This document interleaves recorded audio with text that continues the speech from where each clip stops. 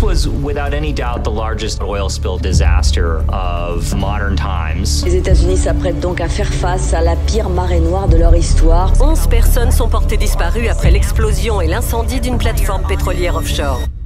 Ok. Le 20 avril 2010, dans le golfe du Mexique, l'une des plus grosses plateformes pétrolières au monde explose soudainement. À ce moment-là, personne ne le sait encore, mais ça va entraîner la plus grande marée noire qu'ait jamais connue les États-Unis. Et plus globalement, la plus grande tragédie pétrolière de l'histoire. En effet, ce sera l'équivalent de près de 5 millions de barils de pétrole qui seront déversés en mer. 11 ouvriers et personnels d'équipage vont directement mourir sur le coup de l'explosion. Et des dizaines d'autres seront brûlés ou blessés par la flamme qui s'élèvera bientôt à plus de 100 mètres au-dessus du puits. Mais alors, pourquoi cette plateforme a explosé alors que c'était censé être l'une des plus sûres au monde? Parce que pourtant, sur le papier, il n'y avait pas de mer agitée ce jour-là. Aucun danger ne semblait arriver, mais comment on a pu passer de ça à ça en une fraction de seconde seulement? Bienvenue dans cette vidéo. Aujourd'hui, on va plonger dans les entrailles de l'une des affaires les plus controversées du XXIe siècle. Entre complot, argent et non-dit, j'ai enquêté sur la tragédie de Deepwater Horizon.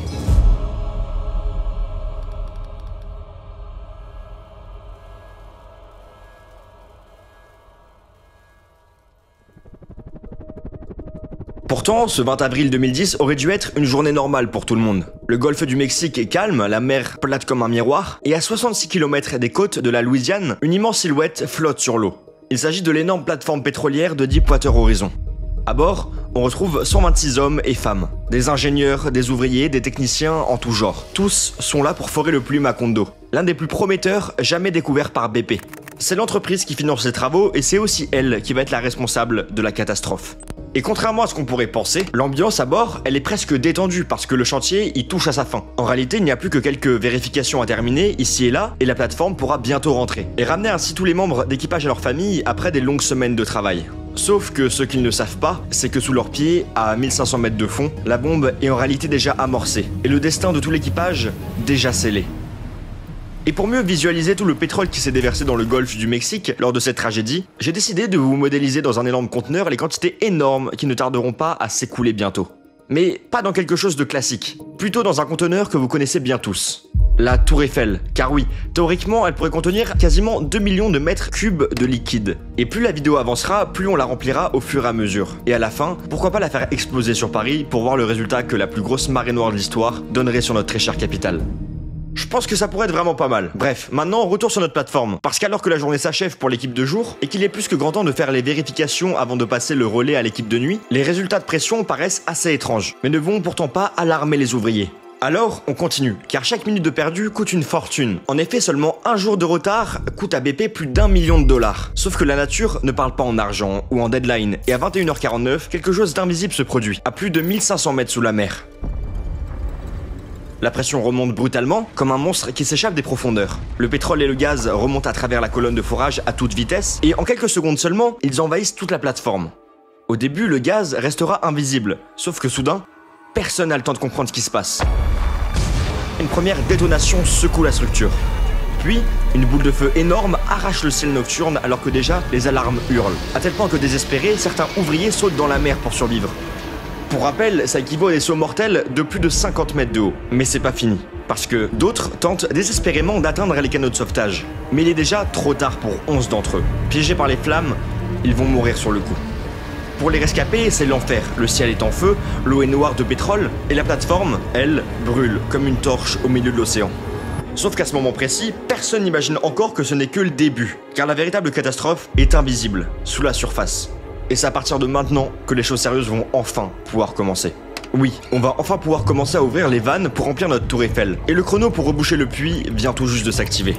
Pour mieux comprendre ce désastre, il faut d'abord analyser rapidement la machine monstrueuse qu'était la Deepwater Horizon. Ouais, donc là si je commence à parler au passé en parlant de la plateforme, c'est que ce qui risque de lui arriver, ça va être très sale. Voilà, petit avertissement, je pose ça là entre nous. Mais avant ça, laissez-moi vous présenter le navigateur Opera One R2 qui sponsorise cette vidéo et qui est bourré de technologies de dernière génération dont il va devenir difficile de se passer. Et je pense que l'une de mes fonctionnalités préférées, c'est Aria, l'intelligence artificielle intégrée à Opera, qui est disponible à tout moment sans quitter votre page actuelle grâce à la barre de commande Aria. Pour s'en servir, il suffit d'appuyer sur CTRL et slash et vous pourrez lui poser toutes les questions que vous souhaitez. Ou par exemple créer de superbes images, comme cette plateforme pétrolière incroyable qui malheureusement n'existe pas. Mais regardez plutôt ici, car vous pouvez aussi vous servir d'Aria pour la reconnaissance d'images. C'est ultra ultra pratique parce qu'avec tant de plateformes de forage dans le monde, il est parfois difficile de s'y retrouver. Donc si j'ai un petit trou de mémoire, il me suffit d'envoyer l'image à Aria et de lui demander « Mais c'est quoi déjà cette plateforme ?» Cette plateforme Deepwater Horizon était une unité de forage offshore ultra profonde. Bon, évidemment, je connaissais la réponse, mais c'est incroyable, non? Sauf que c'est très loin d'être la seule fonctionnalité d'Opera One R2. En fait, il est juste parfait pour bosser efficacement sans perdre de temps, notamment grâce à cet outil super pratique. C'est d'ailleurs celui dont je me sers le plus. Je parle bien de la fonctionnalité d'écran partagé, qui se crée en faisant glisser l'onglet vers le bas. D'un côté, je me mets un reportage, une page d'infos ou des magazines de sport, et de l'autre côté, j'ai ma page de recherche, mon petit chrono pour bien rester focus. Et en plus de tout ça, si comme moi vous aimez toujours avoir un bon son dans les oreilles, avec Opera One R2, il est super simple de gérer sa musique de manière optimale. En effet, le lecteur musique peut être détaché et déplacé à l'intérieur et à l'extérieur du navigateur. J'ai juste à cliquer sur ce bouton raccourci et hop, un carré apparaît que je glisse dans un coin pour ne pas être dérangé tout en profitant de ma meilleure playlist de motivation. En plus, le player est compatible avec les 6 plus grosses plateformes d'écoute, Deezer, Spotify, Apple Music et bien d'autres. Et en plus, grâce à Tab Trace, je peux retrouver mes onglets récemment utilisés grâce à cette petite marque et perdre ainsi moins de temps. Et pour finir, il faut bien parler de la fonctionnalité thème, qui nous permettra de nous mettre dans un très bon mood. On peut personnaliser chaque aspect pour qu'il corresponde parfaitement à ton style, y compris le mode, l'intensité, l'animation, les sons, les couleurs, les ombres et bien plus encore. Mon petit préféré, ça reste Aurora. Avec ses petites teintes bleues, ça me rappelle la mer au petit matin. Alors si vous voulez profiter de ce navigateur super pratique, rendez-vous en description. Je vous ai mis un lien pour le télécharger super rapidement. Merci vraiment Opera de soutenir cette vidéo, parce qu'à vrai dire, sans eux, ça n'aurait jamais été possible de réussir un projet comme ça. J'insiste, mais vraiment, bombardez le lien en description, ça soutient vraiment la chaîne.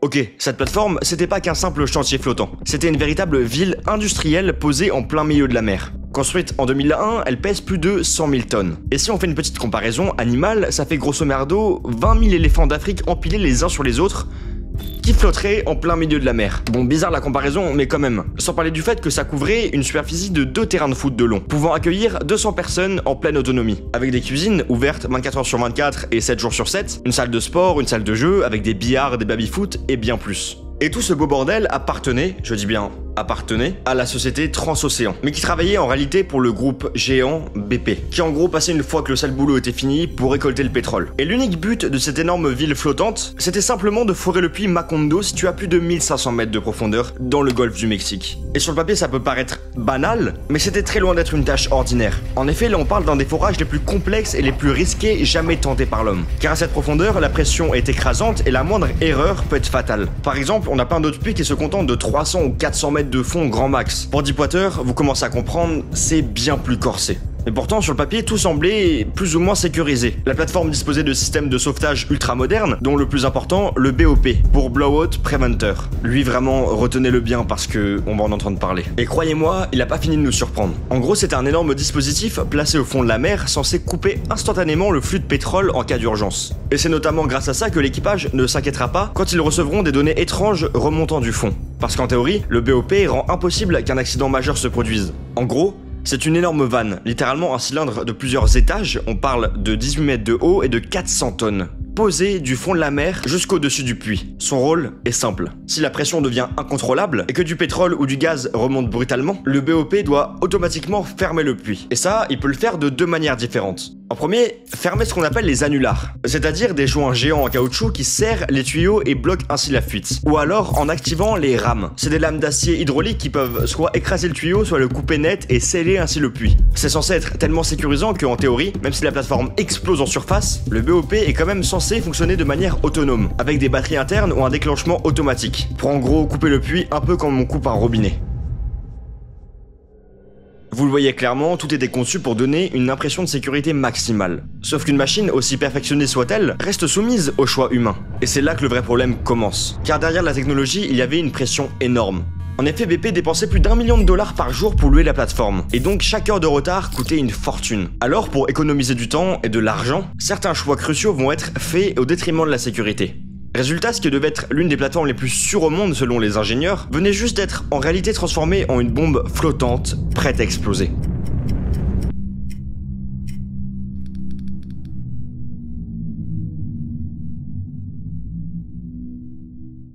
Pourtant, quelques jours avant l'explosion, plusieurs ingénieurs de Deepwater Horizon tirent la sonnette d'alarme.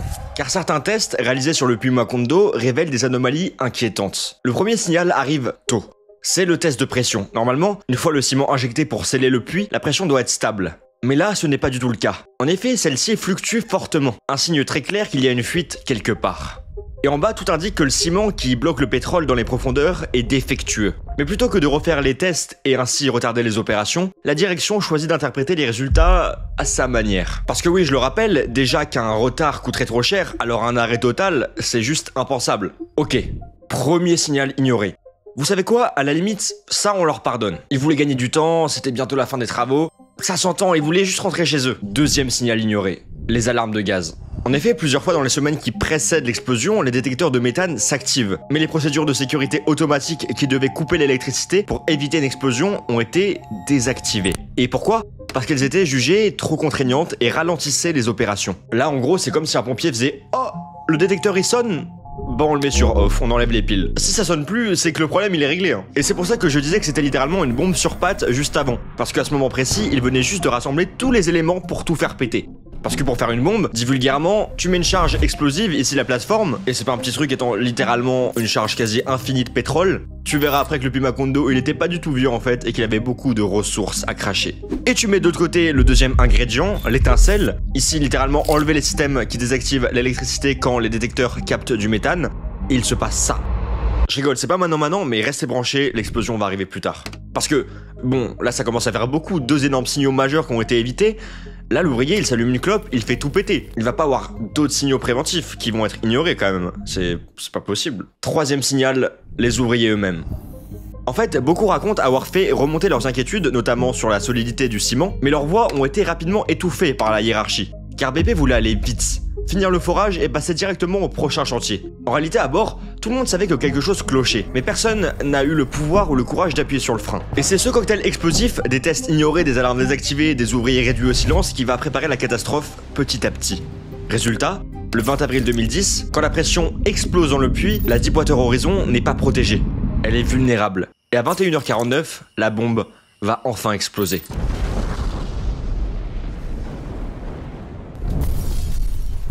En effet, à 5500 mètres en dessous de la plateforme, on est 1 minute avant que tout parte en vrille dans les sédiments du puits Macondo. Ici se trouve un mélange de gaz et de pétrole compressé très fort depuis des millions d'années. Et le gaz, dès qu'il trouvera un endroit vide, il va directement s'infiltrer dedans. Or, les couches de béton du puits qui auraient dû être totalement étanches avaient en réalité des fissures. Et le gaz, il va pas du tout se gêner pour y entrer. Mais alors, quand tout le méthane est remonté à toute vitesse, la question que tout le monde se pose, pourquoi le BOP n'a pas marché? Et ça, c'est pour 4 raisons. En effet, le BOP est équipé de blind shear rams. En gros, c'est des énormes lames censées cisailler le tube et le sceller. Sauf qu'au Macondo, le forage avait été dévié et la colonne était légèrement tordue. Résultat, les lames ont mordu tout simplement dans le vide, incapables de couper correctement le tuyau.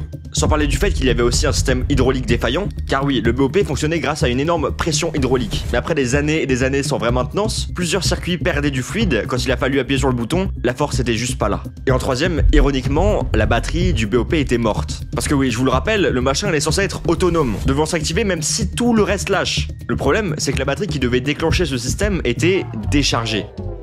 Non là les gars, c'est plus possible, je peux plus vous sauver, c'est irrattrapable là. Mais il y a encore pire parce que la conception était juste bancale en fait. Les enquêteurs ont découvert après coup que certaines parties du BOP en elles-mêmes avaient été mal testées. À l'origine, elles étaient mal calibrées. En gros sur le papier ça devait marcher, mais dans la réalité c'était juste un assemblage totalement foireux. Donc voilà, pour un portail de dernier recours qui doit tenir la route, bah ça tient pas la route. Et ça, plus sérieusement, ils vont le payer très cher. Et il y a aussi quelque chose que moi je paye très cher, alors qu'avant que tout pète, oublie pas de t'abonner. Allez, je donne tout pour faire les meilleurs reportages, c'est gagnant-gagnant.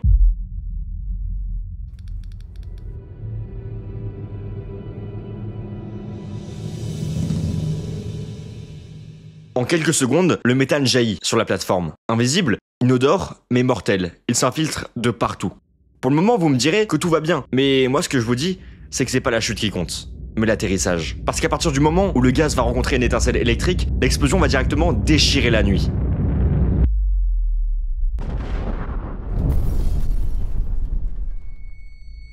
La Deepwater Horizon est secouée comme un vulgaire jouet. Les lumières s'éteignent, le métal tremble, et les alarmes hurlent de toutes parts.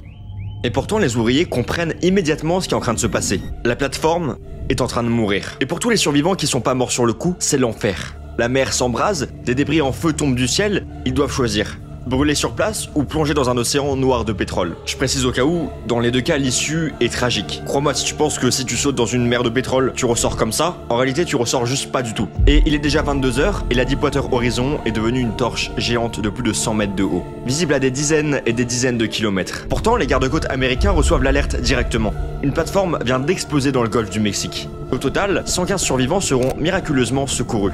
Et pourtant, 11 hommes resteront eux prisonniers dans les flammes. Et malgré ce désastre, personne n'imagine encore l'ampleur de la catastrophe qui s'annonce maintenant. En effet, seul le sommet de l'iceberg vient de remonter à la surface. Que dis-je, par rapport au vrai désastre, ce n'est seulement que quelques gouttes qui commencent à remplir notre tour Eiffel.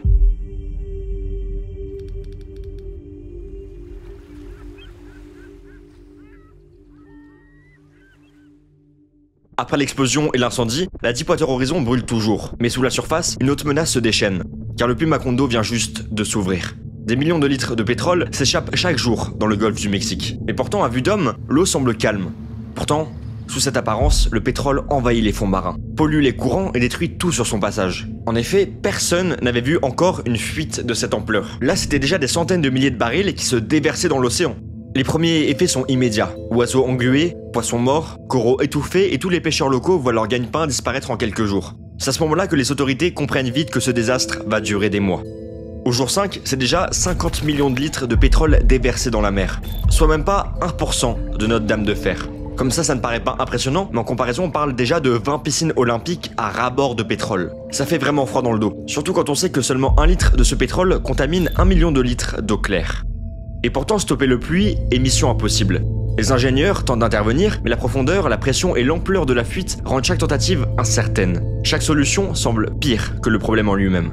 Et pendant ce temps, le pétrole continue de se répandre, couvrant des milliers de kilomètres carrés dans le golfe du Mexique. Des côtes entières sont souillées, les images font rapidement le tour du monde. C'est maintenant officiel, on est là sur la plus grande marée noire de l'histoire des États-Unis.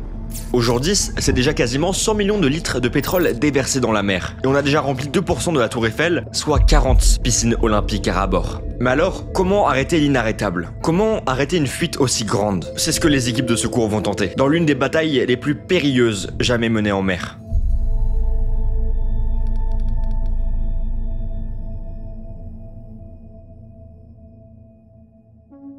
Après l'explosion et la fuite massive de pétrole, une course contre la montre commence. Car chaque jour, chaque heure qui passe, des milliers de barils de pétrole s'écoulent dans le golfe du Mexique. Et la seule solution pour sceller un puits définitivement, c'est de creuser un puits qui viendrait rejoindre l'ancien pour ensuite y injecter du ciment. Pas défaillant, cette fois-ci de préférence. C'est d'ailleurs ce que les équipes de sauvetage vont commencer seulement 12 jours après l'explosion. Et une semaine après seulement, ils commenceront déjà à en creuser un second au cas où le premier marcherait pas. Parce que je vous l'ai pas encore dit, mais creuser des puits parallèles, comme ça prend du temps. Beaucoup de temps. Là, on n'est vraiment pas sur un devis sur 8 ans, on parle en plusieurs mois. Et clairement, avec les dégâts qui s'accélèrent à la surface, il fallait trouver une solution plus rapidement, pour colmater le trou au plus vite. Et c'est à ce moment-là que ça va vraiment partir en vrille.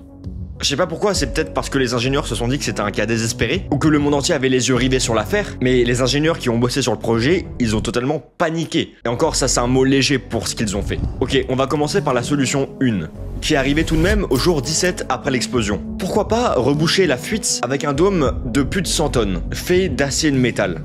Alors, certes comme ça, on peut croire que ça va être logique, mais si cette solution n'avait jamais été testée à l'époque, c'était pour une très bonne raison. Parce que même si les ingénieurs pensaient en finir assez vite en ayant installé des trous et des rabats pour que le dôme s'enfonce bien dans le sol mais pas trop non plus, ce qui s'est passé en bas, honnêtement, ils n'auraient jamais pu prévoir ça. En effet, en théorie, tout le gaz du dôme aurait dû remonter par un tuyau et être ensuite stocké à la surface dans un navire citerne. Sauf que quand celui-ci va arriver sur la fuite, la pression de pétrole était tellement forte que le dôme va remonter comme une montgolfière à toute vitesse. En effet, le tuyau s'est directement fait boucher par des cristaux de méthane gelés et le pétrole, n'ayant plus d'endroit où s'échapper, va tout faire décoller. Sauf que là, on a un gros problème. Le dôme remonte tellement vite que les bateaux de la surface commencent même à avoir vraiment peur pour leur coque. Heureusement, l'équipage arrivera à s'écarter à temps et l'énorme dôme de 100 tonnes ira s'écraser au fond de la mer. Première tentative, ratée. Et les médias ne vont pas se priver pour accélérer l'inquiétude qui était déjà bien présente. En effet, on a déjà déversé 256,1 millions de litres de pétrole, soit 102 piscines olympiques remplies et 5% de notre tour Eiffel, et les pieds commencent à bien se remplir. Et dans le golfe du Mexique, on parle à peu près de 256 milliards de litres d'eau qui ont été déjà contaminés. Ok, jour 26, on passe maintenant au plan B. Ce n'est pas ça qui allait résoudre le problème définitivement, mais en descendant un long tuyau et en le connectant à celui qui est tombé au pied du puits, lors de l'explosion, les ingénieurs réussirent à réduire légèrement les écoulements de pétrole. Sauf que juste à côté, le vrai problème est toujours là. Et il faut pas trop compter sur les 2 puits annexes où le ciment sera injecté, car ils ne sont même pas à un quart de progression. Alors il va falloir sérieusement commencer à se bouger. Et au jour 36, ils vont pas faire les choses à moitié. Ils vont déployer l'artillerie lourde, en ramenant littéralement une autre plateforme pétrolière au-dessus du puits Macondo. Le but ici, c'est de descendre un tube sous l'eau qui délivrera des déchets en tout genre, dans le bec du puits. Dans l'idée, ça devrait permettre d'inverser le flux de pétrole vers l'intérieur du puits et ainsi réduire les écoulements. It's kind of like stopping up a toilet, plug up the blowout preventer, and then at that point, once we get it plugged up, we can actually pump heavy fluids down the well and hopefully stop it from flowing and then pump some in after that. Sauf qu'encore une fois, rien ne va se passer comme prévu. En effet, les déchets vont se faire rejeter du puits à chaque injection, quasiment directement car la pression était beaucoup trop forte. Mais pire, les changements de pression menacent même de causer une éruption sous-marine, ce qui aurait pu ouvrir de nouveaux trous partout autour du puits, rendant le rebouchage impossible. Alors après quelques autres tentatives désespérées, l'idée va être abandonnée. On est sur un gros échec, surtout qu'à ce moment-là, on parle de coûts de nettoyage à 6 millions de dollars journaliers. Et on estime déjà que quand tout sera terminé, si ça arrive un jour, un nettoyage total à 1 milliard de dollars. À tel point que certains commenceront même à proposer des plans pour descendre une bombe nucléaire et la faire exploser sur le puits. Mais en attendant, le temps, lui, continue d'avancer. Et nous sommes à présent au jour 44, après l'explosion. Et là, déjà plusieurs millions de barils ont été déversés. Sachant qu'un seul baril fait 159 litres, soit l'équivalent d'une baignoire classique, c'est colossal. Et pour contrer ça, on va passer à l'ultime solution. En effet, maintenant on est vraiment sur celle de dernier recours. Et c'est pour une très bonne raison. Parce que si ça fail, la fuite pourrait vraiment empirer. En effet, là le but c'est de poser un chapeau sur la tête de puits. Mais pas un truc qui ressemble à une casserole de 100 tonnes comme le dôme de fer du plan A. Là on parle vraiment d'un petit monstre de fer de 40 tonnes qui a été conçu spécialement pour la tête de puits. Bourré de vannes, capable de sceller la gueule du puits comme un bouchon de champagne. Mais avant de le poser, il fallait faire un choix presque suicidaire. Parce qu'à ce moment-là, je vous le rappelle, une partie du pétrole était quand même récupérée par la pompe du plan B. Installée certes à la va-vite, et même si c'était pas grand-chose, au moins ça limitait les dégâts. Et là les ingénieurs ils ont dit bon, on coupe la pompe, on laisse tout jaillir et on prie pour que le chapeau tienne. En clair, pendant quelques heures, ils ont débranché le seul tuyau qui servait de pansement pour mettre cet énorme Panzer par-dessus. Le robot sous-marin descendait, scie à la main, et à 1500 mètres sous la surface, dans une nuit d'encre, sans mauvais jeu de mots, il découpe le conduit tordu. Et là, c'est un geyser. Le puits crache à pleine puissance, comme s'il était en train de se venger. Chaque seconde, c'est des dizaines de barils qui se déversent. C'est là qu'on voit vraiment que c'était un pari à double tranchant. Si le chapeau refusait de s'emboîter, ou si la pression explosait les vannes, alors la fuite deviendrait juste incontrôlable, peut-être pour des mois encore. Sauf que là, les ingénieurs ne pouvaient pas laisser passer ça. Ils avaient appris de leurs erreurs, et par exemple, pour éviter que le câble remonte à cause de la formation de cristaux de méthane, ils injectaient en continu de l'eau chaude sur la tête de puits. Et finalement, le 15 juillet 2010, le miracle se produit. Le chapeau est fixé. Les vannes se ferment une par une, et pour la première fois depuis l'explosion, le puits se tait. Plus rien. Silence. L'océan arrête littéralement de bouillir. 44 jours de chaos total pour enfin avoir une vraie solution de secours. Mais c'est pas fini, parce que la prochaine fois que vous entendrez une explosion dans cette vidéo, ce sera pour faire exploser notre tour Eiffel sur Paris. Oui, je veux vraiment aller au bout du délire. En plus, sur le puits, il faut continuer à faire attention, car ce bouchon reste une victoire fragile. À ce moment-là, personne n'est sûr que le puits va tenir. Les ingénieurs restent en alerte, prêts à réouvrir le puits en urgence si la pression menace de tout faire sauter. Et tout ça sous les caméras du monde entier. Il y avait littéralement CNN branché H24 sur un flux vidéo en direct du fond de l'océan. Oui, les gens pouvaient regarder en direct sur internet des valves qui s'ouvrent et se ferment. Et à ce moment-là, je vous assure que c'était plus palpitant qu'une finale de Coupe du Monde. Sauf qu'à la surface, un autre problème arrive. Il va falloir stocker tout le pétrole. Et il y en a vraiment beaucoup qui remontent. Alors des dizaines de bateaux vont arriver en renfort. Et au fur et à mesure des semaines, de nouveaux rivets et consolidations vont être ajoutés sur le bouchon. À tel point qu'un jour, un second énorme bouchon de métal va être installé autour pour être sûr de capturer toutes les petites fuites qui resteraient. Et au jour 82, il ne reste plus aucune trace de fuite d'huile du puits Macondo. Et personne ne sait jusqu'à quand ce dispositif temporaire va tenir. Alors il ne reste plus qu'une seule étape maintenant, sceller le puits une bonne fois pour toutes. Et ce sera enfin fait, 110 jours après la première explosion. Sauf que maintenant, il reste plus qu'une seule étape à faire. Le bilan. Et spoiler, c'est catastrophique.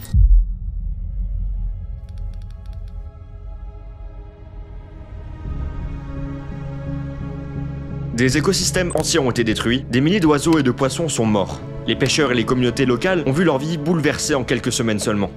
BP, le géant pétrolier responsable, a été condamné à plus de 20 milliards de dollars d'amende, ce qui reste un record historique pour une entreprise industrielle. Mais malgré ça, l'argent ne peut pas remplacer les vies perdues, ni réparer la mer. Mais il reste toujours un petit lot de consolation, car cette catastrophe a changé la réglementation pétrolière. Les forages en eau profonde sont désormais beaucoup plus surveillés, les systèmes de sécurité renforcés, mais pourtant pour beaucoup de grands groupes, la tentation du profit reste parfois plus grande que la sécurité. Car certaines plateformes encore aujourd'hui ne veulent toujours pas s'aligner avec la réglementation. Pourtant, Deepwater n'était pas qu'un simple accident technique. C'est littéralement ce qui peut arriver quand l'argent et la vitesse priment sur la sécurité, quand l'humain joue avec des forces qu'il ne maîtrise pas entièrement.